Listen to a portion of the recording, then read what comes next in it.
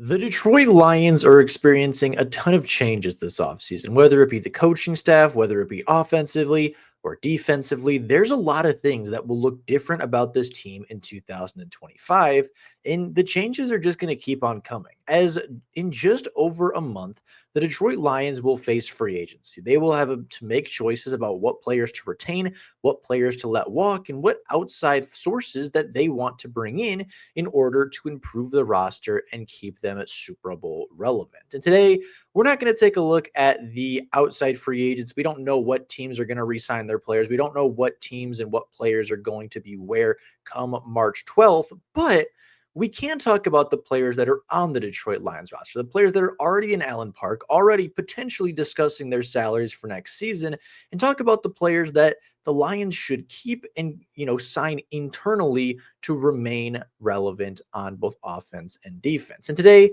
we're going to take a look at the stars of free agency, the players that the Detroit Lions have on their books right now with the opportunity to sign, and see what players the Lions should bring back, what players would be nice to be back, and which players could potentially be gone as early as this offseason. So with that being said, let's take a look at the Detroit Lions free agency situations. Free agency opens on March 12th, 2025.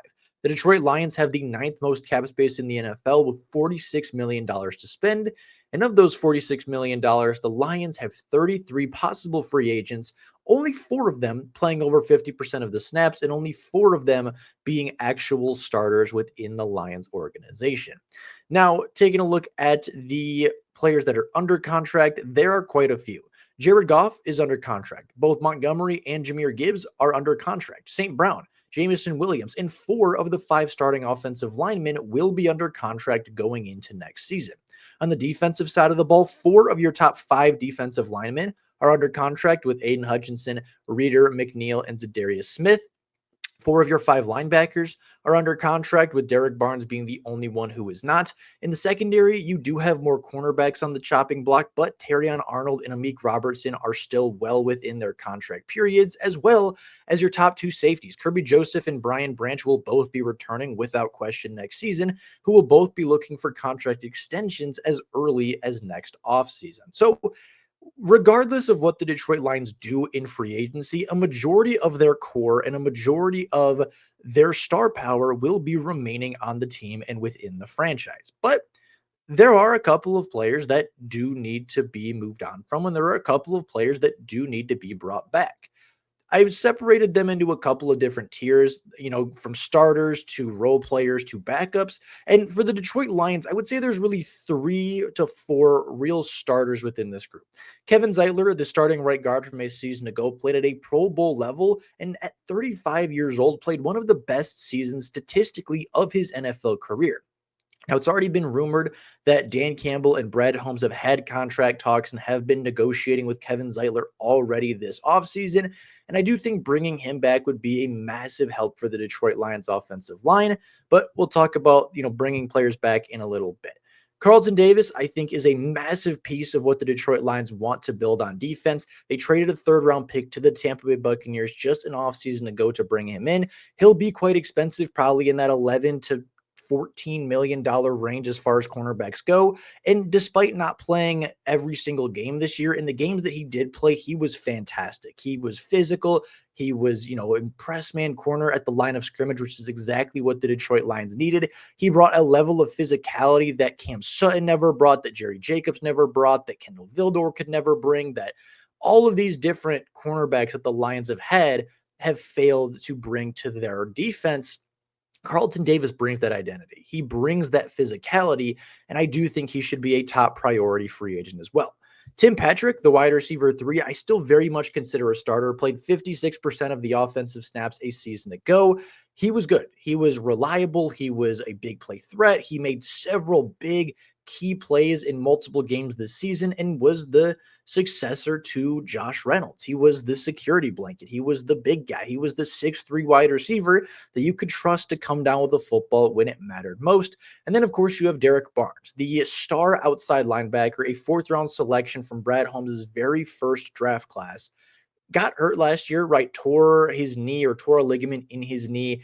Missed a majority of the year from week 3 onward, but I still think should be a priority pickup, a guy that, was great for the Detroit Lions over the past 3 seasons before getting hurt and was off to a really good start this year before facing that gruesome knee injury.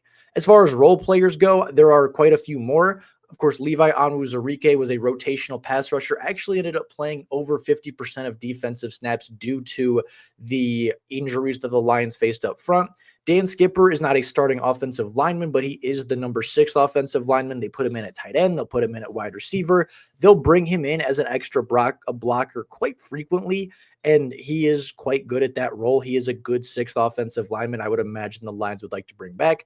John Kaminsky missed the entire season with a torn MCL, but he, again, much like Dan Skipper, isn't going to be a starter, isn't going to rotate in as much as you might have seen in years past, but is still a good glue guy, is still a great teammate, a great run defender, and a player that would add some quality depth that the Detroit Lions were severely lacking this season. Ifeatu Melifonwu, a player that missed all but 5 games for the Detroit Lions this year, when healthy, has been a star. He is a great blitzer. He is a great weak side linebacker. He is a great safety. He is a great slot cornerback. He's versatile. He lets you move pieces around in the secondary. And again, the injury concerns are certainly there, but when Melifonwu is healthy, it's hard to imagine a better utility player across an NFL defense than number 6 in Detroit. Craig Reynolds, of course, gets time when David Montgomery and Jahmyr Gibbs are out. He is the 3rd running back. I think his value is a little bit diminished because of the drafting of Sione Vaki, but again, kind of like John Kaminsky, he is a good glue guy. He is a great teammate. The coaching staff loves him. He represents what they want in Detroit. So that could be something to take a look at and keep in mind as we go through. Marcus Davenport was off to a good start, but got injured yet again. Kyle Pico was slated for a start, but got injured very early in the season. Kendall Vildor is a depth player that is very, very controversial among Detroit Lions fans. Some people like him, some people don't like him. Pat O'Connor had a couple really good games down the stretch, but he was injured going into the playoffs and did not play. Trevor Nowaske was the waiver wire pickup that the Detroit Lions got from Arizona that, again, played pretty well, but, is a depth player. When the players are healthy, he'll be behind Derek Barnes. He'll be behind Jalen Reeves-Maybin. He'll be behind Campbell and Anzalone and Rodriguez and the likes, but when it comes down to it, he's a quality player and should get some recognition as well. As far as the depth players go, Emmanuel Mosley is a player that has played 5 defensive snaps in Detroit since signing 2 seasons ago. Michael Badgley was the kicker, but has since been replaced by Jake Bates. Connor Galvin, the undrafted rookie free agent from a few seasons ago, is a good preseason body. I think a good depth piece when healthy, but he's coming off an ACL tear. Netane Moody is a player that the Lions really liked in the preseason, but he got injured and wasn't able to participate this season. Anthony Pittman, the Lions signed off of waivers, I believe in week 17. He is a great special teams piece, but not a great linebacker for the defense. Khalil Dorsey, similar thing, great special teams piece, but not going to be a player you start in coverage at cornerback. Allen Robinson, I think, had like 3 catches on the season, is a good veteran presence, but more of a practice squad guy. Coyote Awashka is a good depth piece, started in the NFC Championship 2 years ago for the Detroit Lions. And then Al-Qaeda Muhammad was, again, a waiver wire pickup that turned out to be pretty good. Made a couple of key plays versus Chicago, both games, was a good quality pass rusher for what the Detroit Lions had and needed. And even though he won't start next season, I think bringing him back could be a good option for a 4th, 5th, 6th edge rusher that we know fits the system, we know can play, and we know has made some plays for the Detroit Lions in the past. So, with that being said, now that we know all the free agents or all the relevant free agents, let's go into taking a look at what players the Detroit Lions should re-sign. For me, the big 3 are Derek Barnes, Tim Patrick, and Carlton Davis. These are the 3 players that you absolutely have to keep if you are Brad Holmes and Dan Campbell. Derek Barnes has made 26 starts for the Lions in his past 3 seasons, has totaled 205 tackles and 12 TFLs, with a game-sealing interception in the NFC Divisional Round 2 seasons ago. As a 4th-round selection, the Lions have had him for quite a while. The only thing I could see with Derek Barnes is, of course, not only coming off that injury, but potentially wanting to follow Aaron Glenn to New York. He's going to have to make a choice between following his former defensive coordinator or playing under his former linebackers coach. He loves both of the coaches. It'll be interesting to see what decision he makes and what offer he gets from both sides, but I think this is a crucial need that the Lions need to keep. Tim Patrick totaled 33 catches, 400 yards, and 3 touchdowns a season ago. Like I said, reliable big body wide receiver, the security blanket for Jared Goff in many instances, I think could be a massive keep for the Detroit Lions. And if not, they're in the same situation as last offseason. You have JMO, you have St. Brown, you have Raymond. Who's your big body guy? Who is your reliable target? Who is your, go up and get it target? Because without Tim Patrick, they don't really have that. And with Tim Patrick, they were a significantly better offense. And then the third hit player I want to talk about is Carlton Davis. Played 13 games for the Lions last year, 11 passes defended, 2 interceptions. A great player. Again, brings almost everything that Brad Holmes wants on the defensive side of the ball, brings physicality that no other cornerback had brought before, brings press man coverage at a level that the Lions had not had before 2024. They just traded a third-round pick for him. I don't think they trade that third-round pick just for 13 games. I think you look to bring Carlton Davis back on somewhere between $11 to $14 million a season, and you get your cornerback one, pair him with Terrion Arnold as your cornerback two, bring in another free agent to replace Emmanuel Mosley, draft another guy to replace Khalil Dorsey. And I think you go in with, a really solid young secondary led by the veteran in Carlton Davis. Now, a lot of you are going to point out that I'm missing a player, that, Kevin Zeitler is not on the list. And I think there's a couple reasons that I have him in tier 2 of players that you would like to keep, but if they leave, you can probably replace them, right? Kevin Zeitler is going to top this list. As good as Kevin Zeitler was last season, and as much as I want the Detroit Lions to keep him, he is right on the edge of 100% keep. And in my opinion, there is no downside to keeping Kevin Zeitler, right? You want him back on your roster if he's playing in his 14th year. But the reason I don't think you absolutely have to is 6th-round pick in Christian Mahogany, who in the playoffs took Kevin Zeitler's role and played it at the highest level we had seen all year from the Detroit Lions offensive line. He was not only the highest graded offensive lineman in that playoff game, he was the highest graded player on all of the offense and all of the team in the divisional round matchup versus the Washington Commanders, going against Deron Payne, going against Johnny Newton, going against that really good interior defensive line. Christian Mahogany was the best of the group. So I think if Kevin Zeitler does return, Christian Mahogany will kick over to the left side and start in place of Graham Glasgow, who really had a poor season this year. And if not, he plays right guard, and the Lions potentially replace Graham Glasgow anyway. But I think because of the depth and the options you have as your, offensive line with Christian Mahogany, I don't think Kevin Zeitler is an absolute must. If it's the difference between, Kevin Zeitler or Carlton Davis, I would give the extra money to Carlton Davis. If it's the difference between Derek Barnes and Kevin Zeitler, I'm giving the extra money to Kevin Zeitler. And because of that, I think that he has to be in that second tier of players you absolutely want to come back. But if they walk, you have a contingency and you have a replacement.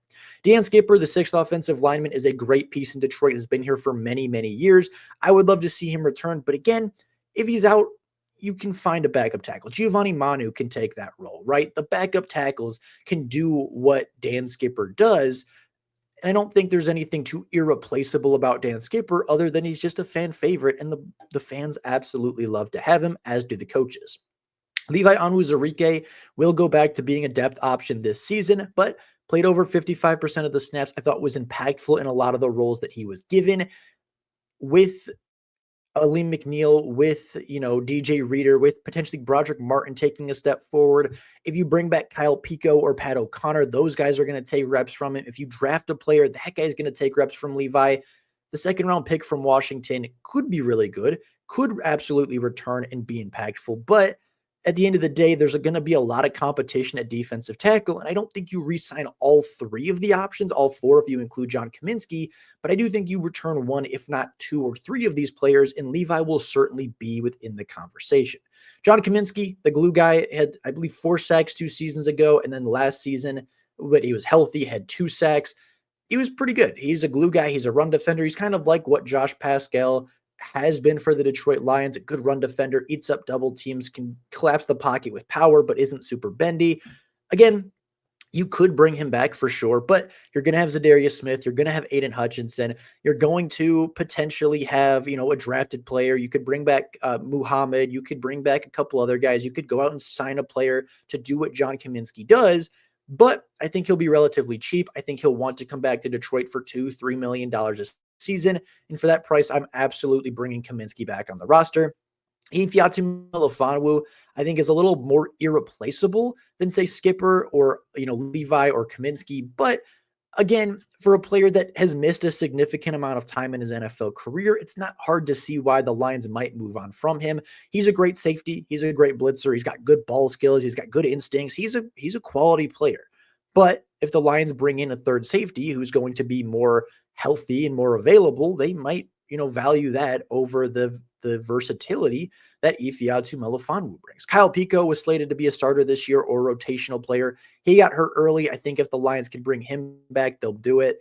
Kendall Vildor, I think, could be brought back and should be brought back. He's not a starting quality corner, but if he plays the role that he played this year, where he's the sixth cornerback going into the season, where you have Carlton Davis, you have Terrion Arnold, you have Amik Robertson all starting over him, you have Ennis Rakestraw, who's going to start over him. You bring in a guy in free agency who, will hopefully be more readily available than Emmanuel Mosley. That's 5. You draft a young cornerback. That's 6. All of a sudden, Kendall Vildor is your 7th cornerback. He takes the role and replaces what Khalil Dorsey does for your defense. And all of a sudden, he's a pretty likable candidate to stay on the roster. Trevor Nowaske, I think, will be re-signed for pretty cheap. Like I said, he's the primary Sam linebacker behind Derek Barnes. I think he'll be brought back for relatively cheap. Pat O'Connor had a pretty good season, all things considered. I think he could be brought back. And then same thing with Al-Qaeda Muhammad, players that, aren't going to start, might not play more than 20-30% of the snaps in a season, but our quality depth, we know can, do good things for the defense. We know have made plays for the defense as early as this past season and could be quality candidates to bring back. Now, the big one that I didn't bring back is Marcus Davenport. I think he's a very talented player. I think we saw exactly what the Detroit Lions wanted him to be in the first couple of games, but you just can't sign a player to a massive contract that didn't play for you, right? That didn't play more than 3 games. And he was good in those 3 games. He was legitimately a good pass rusher, but with Zadarius Smith giving you that depth with, a quality edge rushing class, you can move on from Marcus Davenport. You don't have to pay him $10 million a season because, quite frankly, he's not worth that for 3 games. So with that being said, that is kind of the free agency as I see it.